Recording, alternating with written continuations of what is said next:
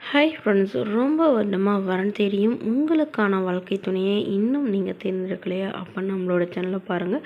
உடனே உங்களுக்கான துணையை தேர்ந்தெடுங்க. வாங்க இன்றைய இலவசங்களை பார்ப்போம். பெயர் கமலா, வயது 37 வயது ஆகுதுங்க. ராசி மிதுன ராசிங்க. ஜாதின்னு பார்த்தீங்கன்னா இந்துல நாடார் சமுதாயத்தை சார்ந்தவங்க. இதில் ஒரு பிரிவு எதுவாக இருந்தாலும் சம்மதம்னு சொல்லியிருக்காங்க. படிப்பு 5ஆம் வகுப்பு முடிச்சிருக்காங்க. இவங்க பழக்கடை வியாபாரம் சொந்தமாக வச்சு நடத்திட்டு வராங்க.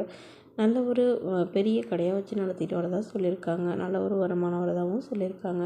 என்னோட திருமண நிலையில பார்த்தீங்கன்னா 2ஆம் மனம் தாங்க. ஸோ வரக்கூடியவருக்கு ஃபஸ்ட்டாக இருந்தாலும் ஓகே, செகண்டாக இருந்தாலும் ஓகேன்னு சொல்லியிருக்காங்க. இவங்களுடைய முகவரின்னு பார்த்தீங்கன்னா இவங்க நாகப்பட்டினத்தில் வசிக்கிறாங்க. மணமகளுடைய வசதி நிலைன்னு பார்த்தீங்கன்னா இவங்களுக்கு சொந்த வீடு இருக்குங்க. அது இல்லாமல் நிலம் கொஞ்சம் இருக்கிறதா சொல்லியிருக்காங்க. ஸோ அது இல்லாமல் ஒரு 2 இடத்துல ஃப்ளாட் இருக்கிறதாகவும் சொல்லியிருக்காங்க. இவங்க சொந்தமாக வாங்கியிருக்கிறதா சொல்லியிருக்காங்க.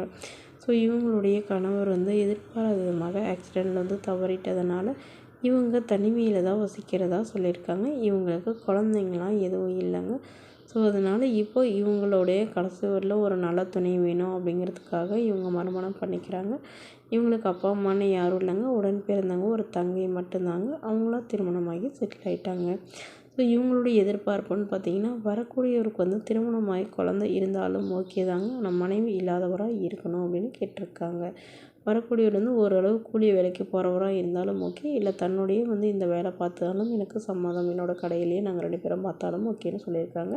இந்த மணமகளை உங்களுக்கு பிடிச்சிருந்தா கீழே ஒரு வாட்ஸ்அப் நம்பரை தொடர்பு கொள்ளவும். அடுத்தவரன் பேர் பார்த்தீங்கன்னா கல்யாணி, வயது 35 வயது ஆகுதுங்க.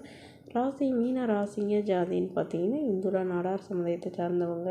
இதில் ஒரு பிரிவு எதுவாக இருந்தாலும் சம்மதம்னு சொல்லியிருக்காங்க. கிடைக்காத பட்சத்தில் வேறு ஜாதி ஓகேன்னு சொல்லியிருக்காங்க. படிப்பு 9ஆம் வகுப்பு முடிச்சிருக்காங்க. இவங்க டிபார்ட்மெண்ட் ஸ்டோரில் வேலை பார்க்குறாங்க. மாதம் 8500 சம்பளம் வாங்குறதா சொல்லியிருக்காங்க. இவங்களோட திருமண நிலைன்னு பார்த்தீங்கன்னா 2ஆம் மனம் தாங்க. ஸோ வரக்கூடியவருக்கு ஃபஸ்ட்டாக இருந்தாலும் ஓகே, செகண்டாக இருந்தாலும் ஓகேன்னு சொல்லியிருக்காங்க. வயது ஒரு 60 வயதுக்குள்ளே இருக்கணும்னு எதிர்பார்க்குறாங்க. இவங்க கள்ளக்குறிச்சியை சார்ந்தவங்க. மணமகளுடைய வசதி நிலைன்னு பார்த்தீங்கன்னா இவங்கள சாதாரண குடும்பத்தை சார்ந்தவங்க தாங்க. பெரிய வசதியெல்லாம் எதுவும் இல்லைங்க. ஒரு சொந்த வீடு, ஒரு ஓட்டு வீடு தான் இருக்கிறதா சொல்லியிருக்காங்க. அது இல்லாமல் நிலம் ஒரு 5 சென்ட் இருக்கிறதா சொல்லியிருக்காங்க. அவ்வளோதாங்க.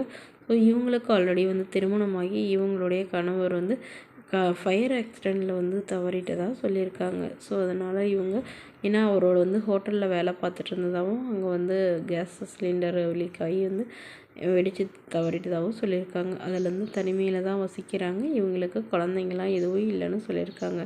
இவங்களுடைய அப்பா அம்மாவும் இல்லைங்க. ஸோ உடன் பிறந்தவங்க 2 அண்ணாங்க. அவங்களாம் அவங்களுடைய லைஃப்பை தான் பார்த்துட்ருக்கிறதா சொல்லியிருக்காங்க. ஸோ இவங்க தனிமையில் தான் வசிக்கிறதுனால தனக்குன்னு ஒரு துணை வேணுங்கிறதுக்காக இவங்க மறுமணம் பண்ணிக்கிறாங்க. ஸோ வரக்கூடியவருக்கு திருமணமாகி குழந்தைங்க இருந்தாலும் நான் என்னோடய குழந்தைங்க மாதிரி பார்த்துக்கிறேன் அப்படின்னு சொல்லியிருக்காங்க. வரக்கூடியவருக்கு எந்த வித கெட்ட பழக்கமும் இல்லாதவராக இருந்தால் மட்டும் போதுன்னு கேட்டிருக்காங்க. இந்த மணமகளை உங்களுக்கு பிடிச்சிருந்தா கீழே ஒரு வாட்ஸ்அப் நம்பரை தொடர்பு கொள்ளவும்.